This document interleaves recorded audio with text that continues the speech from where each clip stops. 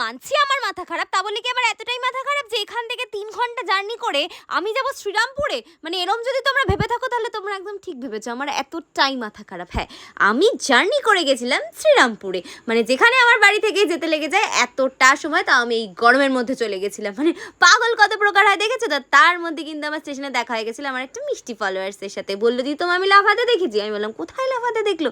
বললো ওই যে বাচ্চাদের মতো জায়গায় গিয়ে লাফাচ্ছিল। আমি বললাম ও আচ্ছা, ট্র্যাম্পোলিন পার্ক। এত হাসি পেয়েছিল বলার মতো না। মানে শেষমেশ কিনা বলছে দিদি আমি তোমায় লাফাতে দেখেছি। যেমন আমি তেমন আমার ফলোয়ার্সগুলো আমাকে দেখে নাচানাচি করতে। তা যাই হোক, চলে গেছিলাম এখানে আমি লস্যির দোকানে ব্যারাকপুরে নেমে। আর লস্যিটা খেতে আমার একদম ভালো লাগেনি, কারণ আমি এত মিষ্টি দেওয়া লস্যি একদম পছন্দ করি না। আর এই গরমে তো জল খেতে খেতেই আমার হাফসুল বেরিয়ে যাচ্ছিল। মানে সত্যি এত গরম আমার মাথায় কাজ করছিল না। তারপরে যে কাজে গেছিলাম সেই কাজে তো আরও 3 ঘন্টা ব্যয় হয়ে গেল। গেছিলাম একটা ক্যাফেতে, ওখান থেকে অনেকটাই দূর। তারপর আমি ভুলে গেছিলাম যে আমি তো ভাগারে আমাকে তো সেই যেতে হবে আবার 3 ঘন্টা জার্নি করে। বাট এই মালাই চাটা কি ভালো খেতে ছিল।